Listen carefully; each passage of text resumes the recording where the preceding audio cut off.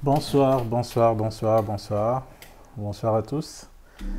Euh, cette soirée est une soirée spéciale parce que je vais vous raconter mon histoire. Donc, je vais commencer. Je m'appelle Wilfried Bouinda et je suis un coach en informatique. Je suis un ingénieur en informatique, un conférencier et beaucoup d'autres choses.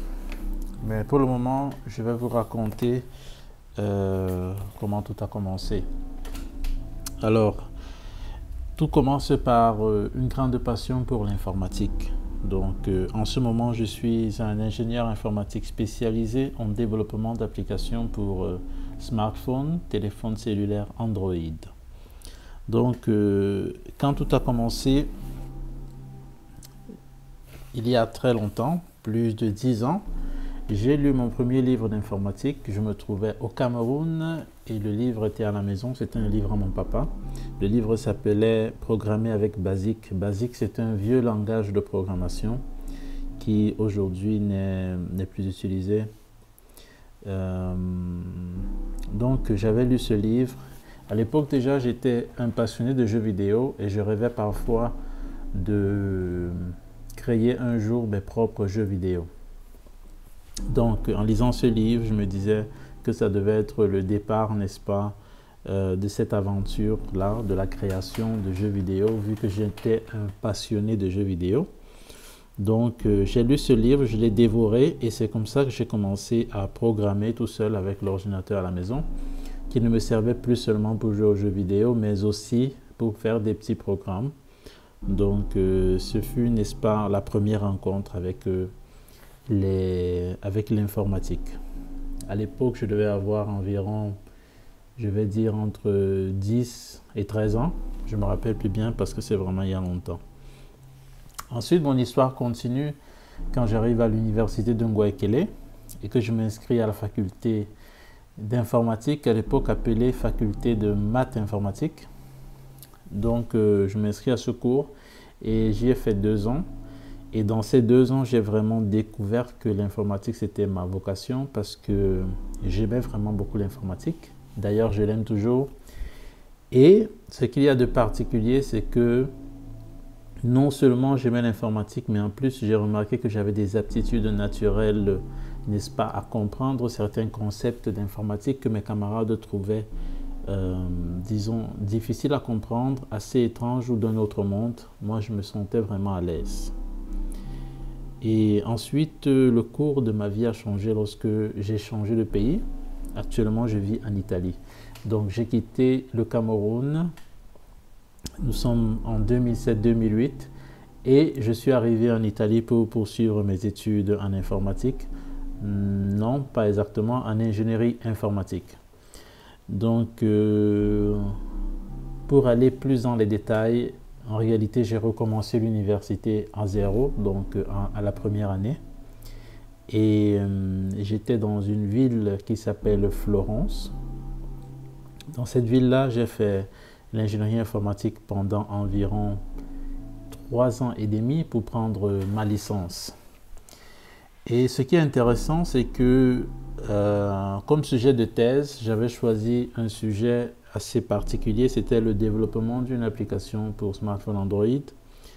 J'avais un téléphone Android à l'époque, mais je ne savais pas comment on développe les applications pour téléphone Android, ni mon professeur d'ailleurs. Donc, j'ai été le pionnier, disons, dans le bureau de mon professeur des activités Android. Donc, ça a été intéressant parce que j'ai dû apprendre tout seul à développer des applications Android. Ça a été 2 mois sur Internet et lire des livres pour comprendre comment le développement des applications Android fonctionne. Et ensuite, ça a été 4 autres mois pour travailler, n'est-ce pas, sur ma thèse qui était le développement d'une application Android qui communiquait avec un réseau social sur la médecine. Ça a été vraiment très intéressant. Donc, j'ai fini ma thèse, je l'ai présentée, j'ai soutenu. Et ensuite, de nouveau, j'ai changé de ville. Cette fois, je suis parti à Turin, une autre ville d'Italie, et je me suis inscrit au Polytechnique de Turin, où j'ai continué mes études en ingénierie informatique. Et dans cette université, dans le Polytechnique de Turin, j'ai pu obtenir mon master en ingénierie informatique.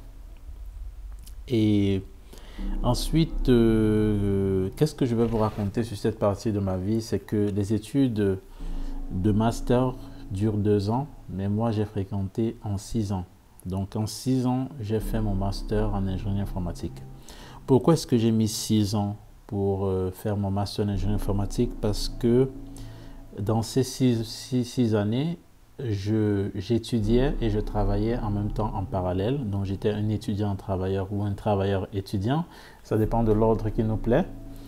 Et c'était particulier parce que j'avais pas de bourse d'études et donc le seul moyen pour moi, ou disons le moyen que j'avais trouvé bon pour payer mes études, c'était celui de travailler en même temps que j'étudiais. Donc j'ai commencé à travailler comme un développeur Android et en même temps je me finançais mes études en informatique au Polytechnique. Pendant ces 6 ans, j'ai fait différentes activités. Une des activités, ça a été de créer un blog où je parlais bien sûr de l'informatique, l'une de mes plus grandes passions. Et j'ai parlé à 3 conférences Android. J'ai aussi fait un séminaire en Android où j'étais moi-même l'enseignant. C'est assez particulier, mais j'ai découvert que j'aimais aussi enseigner. Ensuite, j'ai été volontaire dans une association appelée Google Developer Group. Dans cette association, on a créé des événements et c'était des mini-conférences où on invitait des entreprises, on invitait aussi des experts dans leur domaine qui venaient parler de certaines choses. Dans ces propres conférences, moi aussi j'ai parlé dans quelques-unes. Et ensuite, j'ai développé 2 applications Android personnelles que j'ai mis sur le Google Play Store. Donc ça, ce sont les choses que j'ai fait durant ces 6 années où, n'est-ce pas, je me formais au Polytechnique de Turin.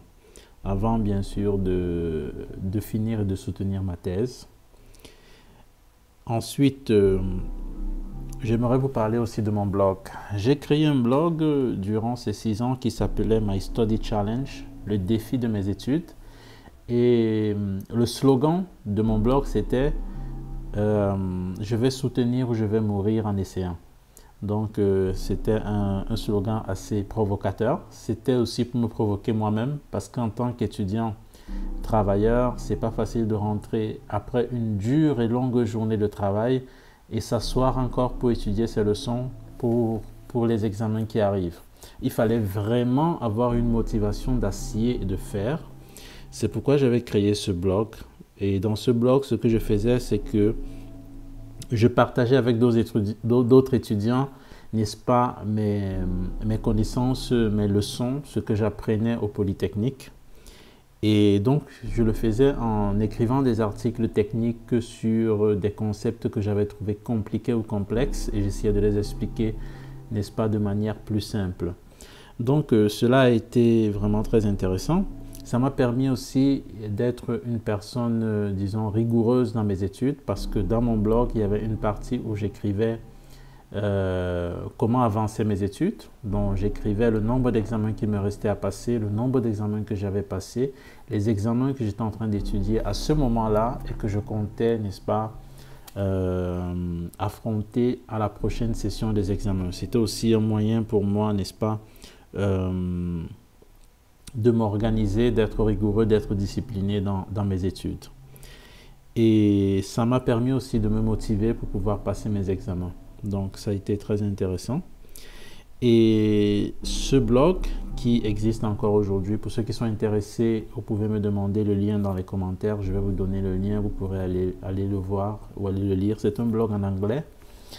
La chose la plus importante dans ce blog, c'est que en ces 6 ans où je tenais ce blog, j'ai écrit 19 articles techniques sur l'informatique. J'ai eu à créer une page Facebook pour ce blog. La page Facebook a obtenu 122 likes, 122 j'aime, n'est-ce pas, sur la page Facebook. Donc, ce sont des personnes qui ont lu mes articles et qui, n'est-ce pas, ont trouvé cela intéressant. Et aujourd'hui, mon blog est visité chaque semaine au moins 200 fois. Donc, il y a au moins 200 étudiants dans le monde qui vont lire un de mes articles dans ce blog. Donc, je sens, n'est-ce pas, qu'avoir créé ce blog a été une bonne chose parce qu'aujourd'hui, ce blog aide d'autres étudiants en informatique. Ensuite, j'aimerais vous parler un peu de l'activité de conférencier parce que pendant ces 6 ans, je suis aussi devenu conférencier. Donc, j'ai fait des conférences où je parlais, n'est-ce pas, de certains concepts techniques des développeurs Android. Donc, comment faire pour, n'est-ce pas, développer un certain type d'application et comment résoudre un certain style de problème. Donc, ça a été très très intéressant. Non seulement j'ai rencontré beaucoup de développeurs dans ces conférences, je me suis fait aussi beaucoup de connexions, j'ai eu de nouveaux amis.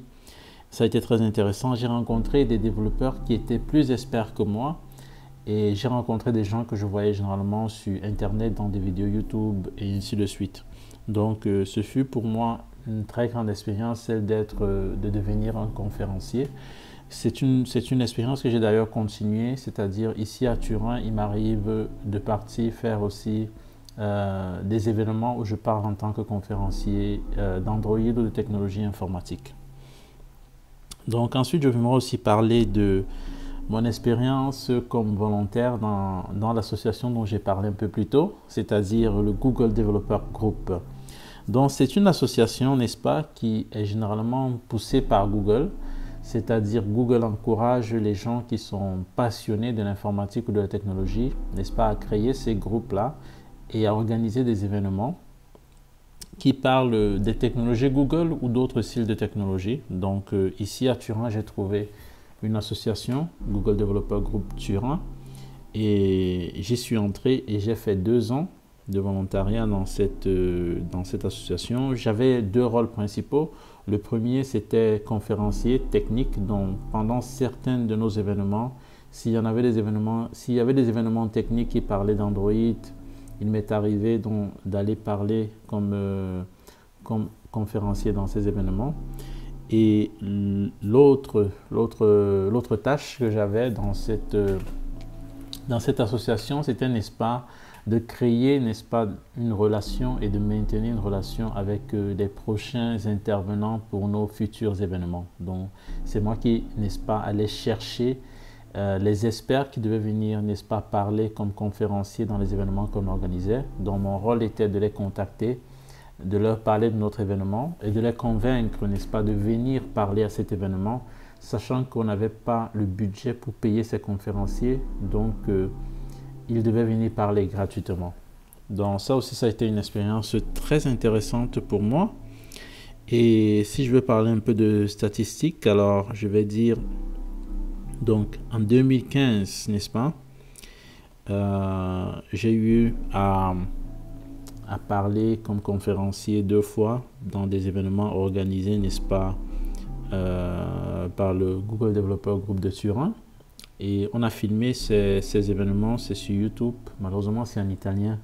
Donc, s'il y a des gens qui parlent italien, ils peuvent toujours demander dans les commentaires. Je vais donner, n'est-ce pas, les liens YouTube de ces conférences où j'ai eu à intervenir comme conférencier.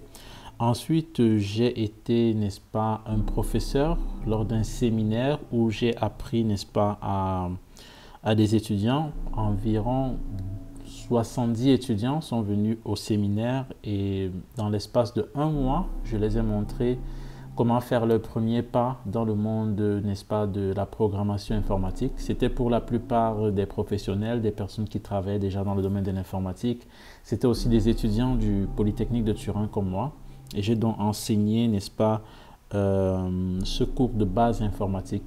Donc, c'est ça aussi, ça a été une grande expérience pour moi d'être prof. C'était très particulier comme souvenir parce que ce séminaire était organisé dans le Polytechnique de Turin où je fréquentais. Donc, c'était bien. Ensuite, les applications personnelles que j'ai eu à créer. Donc, j'ai créé une application qui s'appelle Bito.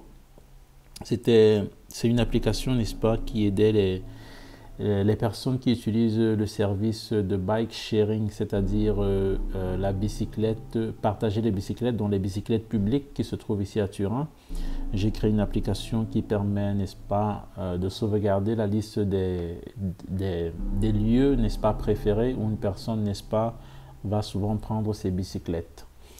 Ensuite, j'ai créé une autre application qui s'appelle Remember to Call. Celle-ci, c'est une application en anglais. C'est une application qui te rappelle de temps en temps d'aller, n'est-ce pas, contacter tes amis, tes parents ou bien des personnes que tu aimerais contacter avec une certaine fréquence. Donc voilà, c'est un peu ça. Et c'est quoi la fin de l'histoire?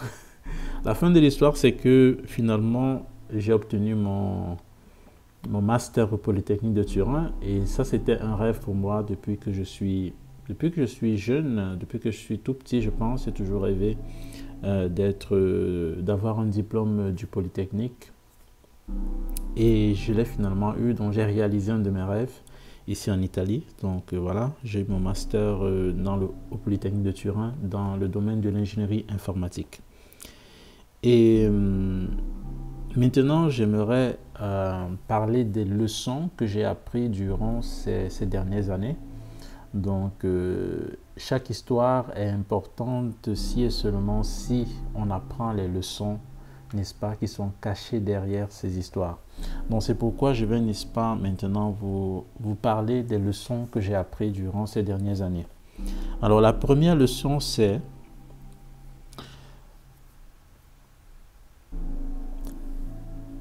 tu peux faire bien ou très bien ce à quoi tu es préparé. C'est pourquoi tu ne dois pas négliger la préparation. Je répète, tu peux faire bien et très bien ce à quoi tu es préparé. C'est pourquoi tu ne dois pas négliger la préparation. Ça, c'est ce que j'ai appris durant ces dernières années, qu'il faut toujours être préparé. Il faut toujours être préparé parce que quand l'opportunité arrive, si tu n'es pas préparé, tu vas faire mal, alors que si tu étais préparé, tu vas faire bien, ou encore mieux, tu vas faire très bien. Donc voilà pourquoi il faut toujours être préparé. C'est ce que j'ai appris ces dernières années, et c'est quelque chose à laquelle je fais très attention. Lorsqu'il faut, n'est-ce pas, se préparer, lorsqu'il faut, n'est-ce pas, apprendre quelque chose en plus, lorsqu'il faut, n'est-ce pas, étudier quelque chose. Je suis toujours très attentif à ce genre de choses parce que je sais qu'être préparé, c'est quelque chose de très important. Lorsque je vois des nouvelles opportunités d'apprendre, des nouvelles opportunités d'essayer quelque chose de nouveau, je suis toujours une personne qui essaye, n'est-ce pas, d'aller de l'avant et de prendre, n'est-ce pas, ces occasions-là. Parce que je sais à quel point la préparation est importante. Deuxième leçon que j'ai appris, c'est que compliqué n'est pas impossible. Bon, là, je vais faire une petite citation camerounaise. Impossible n'est pas camerounais. Juste pour faire une analogie. Ici, on va dire donc, complexe n'est pas impossible. Donc, j'ai appris que complexe n'est pas impossible. Dans la vie, tu peux passer par des moments qui sont vraiment difficiles, des moments qui sont vraiment compliqués, des moments qui sont vraiment complexes, des moments où tu te poses la question de savoir est-ce que je vais réussir à m'en sortir. Ici, comme ça, je fais référence à la période où je travaillais et j'étudiais en même temps. Ça a été une période de ma vie vraiment très difficile et très compliquée à gérer. Donc, imaginez-vous un étudiant qui ne part pas faire ses cours parce que toute la journée, il est au boulot. Il travaille full-time, comme une personne normale. Quand il rentre à la maison, il doit maintenant lire ses cours pour apprendre. Le week-end, il doit trouver du temps libre après s'être reposé parce que la semaine a été longue pour apprendre ses leçons et pour partir faire ses examens à la fin du semestre. Vous vous rendez compte à quel point c'est pas facile à gérer. Donc, il faut gérer au niveau du boulot parce que ton boulot, tu dois bien le faire sinon tu es renvoyé. Il faut gérer au niveau de l'université parce que si tu t'amuses, tu échoues tes examens. Donc, ça a été une période de ma vie vraiment, vraiment complexe et plusieurs fois, je me suis posé la question, Wilfried, vas-tu vraiment t'en sortir? Wilfried, est-ce que tu es en train de faire le bon choix? Wilfried, est-ce qu'il y a quelque chose que tu es en train de faire mal? Donc, ça a été vraiment compliqué, mais à la fin, ça a été possible pour moi de finir mes études. Troisième leçon, la passion va t'amener à avancer. Donc, sois sûr de travailler sur ta passion. La passion va t'amener à avancer, donc sois sûr de travailler sur ta passion. Ça, c'est quelque chose de très important. C'est vrai que ce n'est pas tout le monde qui a peut-être la chance de connaître quelle est sa passion, quelle est sa plus grande passion. Mais j'encourage tout le monde à chercher, n'est-ce pas, s'il ne connaît pas encore sa passion. Parce que lorsque tu as la passion, c'est cette passion-là, n'est-ce pas, qui va t'aider à avancer dans les moments difficiles. Ça a été mon cas ces 6 années où je fréquentais le Polytechnique de Turin en payant mes études de moi-même. C'est vraiment la passion qui m'a poussé, n'est-ce pas, à arriver jusqu'où je suis et à terminer, n'est-ce pas, mon master en ingénierie informatique. Donc ça, c'est une leçon très importante, la passion, la passion. 4e leçon, quelquefois tu as besoin de te reposer. Quelquefois tu as besoin de te reposer. C'est pourquoi pendant longtemps le mantra suivant m'a accompagné. Travaille dur, divertis-toi de manière dure et repose-toi de manière dure. Bon, ok, ça sonne pas bien en français, donc je vais d'abord le dire en anglais et après je vais expliquer. Work hard, play hard, rest hard. Work hard, play hard, rest hard. Donc ceci signifie tout simplement, beaucoup de gens connaissent le slogan Work hard, play hard, qui signifie tout simplement que avec le même sérieux que tu utilises pour travailler, c'est le même sérieux que tu dois aussi utiliser pour t'amuser. Donc tu dois travailler à fond, tu dois aussi t'amuser à fond. À ce slogan, j'ai ajouté, tu dois aussi te reposer à fond. Parce que le repos, c'est parfois quelque chose qui est négligé. Et j'ai appris donc que le repos est quelque chose de très important. La 5e leçon que j'ai appris ces dernières années, c'est tu dois avoir ce qu'on appelle, n'est-ce pas, un ensemble de personnes qui t'aiment et qui te supportent dans ton chemin. Tu dois avoir un ensemble de personnes qui t'aiment et qui te supportent dans ton chemin, dans ta vie. Ça, c'est quelque chose de très important parce que dans la vie, il y a toujours des hauts et des bas, comme on dit souvent. Il y a des moments très difficiles. Parfois, tu tombes par terre, tu te fais mal, la vie te gifle ou la vie te donne des coups de poing, la vie te taloche. Donc, la vie te coupe chandelle, carrément. Parfois, tu pleures. La vie n'a pas toujours des moments qui sont joyeux ou qui sont glorieux, mais il y a aussi des moments tristes, des moments difficiles. C'est pourquoi c'est important d'avoir un groupe de personnes qui, n'est-ce pas, t'aiment et qui te supportent. Et ici, bien sûr, on parle des amis, on parle de la famille, on parle des grands frères ou encore appelés mentors dans le jargon anglophone. Et donc ça, c'est autre chose que j'ai appris qui est vraiment, vraiment important. D'avoir des gens qui t'aiment et qui te supportent, qui t'aiment et qui te supportent. Voilà. Donc ça, c'est le message, n'est-ce pas, que je voulais passer aujourd'hui. Si vous voulez donc raconter mon histoire et vous raconter aussi les leçons que j'ai apprises, n'est-ce pas, à travers mon histoire tout au long des dernières années.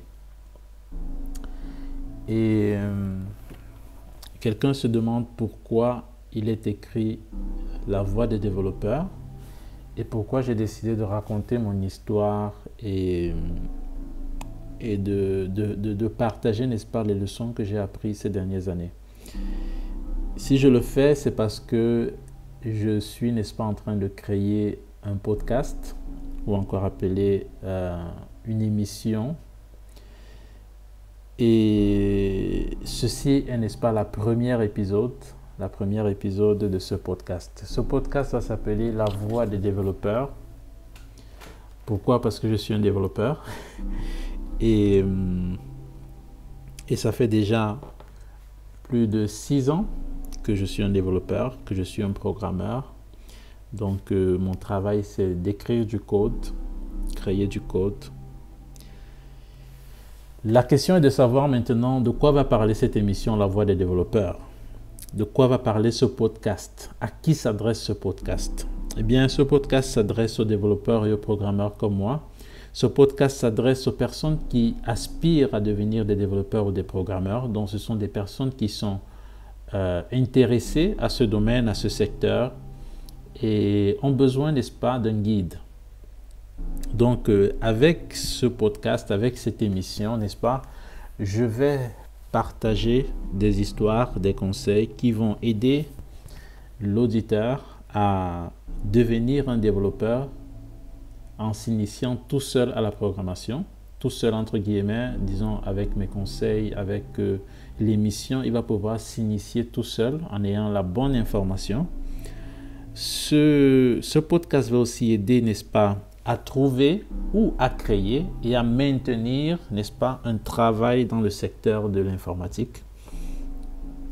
Dans ce podcast, je vais aussi parler de comment faire pour créer un héritage en utilisant le développement des applications. Comment faire pour créer un héritage en utilisant le développement d'une application. Ici, par héritage, j'entends, n'est-ce pas, pas forcément de l'argent. J'entends par héritage ce que tu laisses lorsque tu meurs, donc lorsque tu laisseras ce monde. Qu'est-ce que les gens vont dire de ton œuvre? Quelle est l'œuvre que tu auras laissée ici sur Terre? Qu'auras-tu fait que des gens pourront, n'est-ce pas, voir et dire « Oh, cet homme-là, il a fait ceci. Cet homme-là, il a fait ceci. » Donc, comment faire pour laisser un héritage à travers le développement des applications? Ensuite, le développement des softwares, le développement des applications. Le podcast va aussi parler de comment faire pour devenir un meilleur développeur. Donc, pour ceux qui sont déjà des programmeurs, pour ceux qui sont déjà des développeurs, suivre cette émission pourra les aider grâce à des astuces, grâce à des conseils à devenir des meilleurs développeurs. Le podcast va aussi enseigner, n'est-ce pas, comment faire pour éviter les pièges qui sont dans le monde, n'est-ce pas, du développeur, du programmeur. Donc, qui sont basés, n'est-ce pas, sur les erreurs que moi j'ai commises pendant, n'est-ce pas, ma carrière de développeur et des erreurs que je commets encore, bien sûr, parce que personne n'est parfait, on apprend tous les jours. Donc, ce podcast va aussi parler de cela pour éviter que que les auditeurs, n'est-ce pas, de ce podcast retombent dans ce même genre de piège où moi je suis déjà tombé. Et ensuite, ce podcast va aussi aider à la spécialisation. La spécialisation, c'est quelque chose de très important. Lorsque tu te formes et tu deviens un informaticien, généralement, tu te formes et tu es un informaticien généraliste et genre, tu peux faire tout, mais pas à un niveau très élevé. C'est-à-dire, tu n'es pas un expert de quelque chose. Tu connais juste la programmation de manière générale et tu peux faire des applications dans tous les domaines avec un certain niveau d'expertise, un certain niveau de complexité. Ensuite, pour avancer, il va falloir que tu te choisisses, n'est-ce pas, un domaine, un secteur spécial où tu vas, n'est-ce pas, devenir expert. Il y a beaucoup de domaines en informatique. Il faut savoir, n'est-ce pas, quel est le domaine qui est adéquat pour avancer. Et c'est donc la question quelle spécialisation vais-je choisir si je suis un informaticien? Ce podcast, n'est-ce pas, cherchera aussi à répondre à cette question. Moi, par exemple, ma spécialisation, c'est le développement des applications pour smartphone Android. Il y a aussi d'autres spécialisations. Il y a des personnes qui développent des applications pour smartphone iPhone. Il y a des gens qui développent des applications pour... par exemple, pour l'ordinateur, il y a des gens qui développent des sites web, donc des applications qui vont tourner sur Internet. Donc, il y a beaucoup de spécialisations et il faudrait, n'est-ce pas, répondre à la question de savoir quelle route vais-je prendre pour me spécialiser lorsque, n'est-ce pas, on est un informaticien à peine formé. Voilà, c'est tout pour aujourd'hui. Ça, c'est le message que je voulais passer.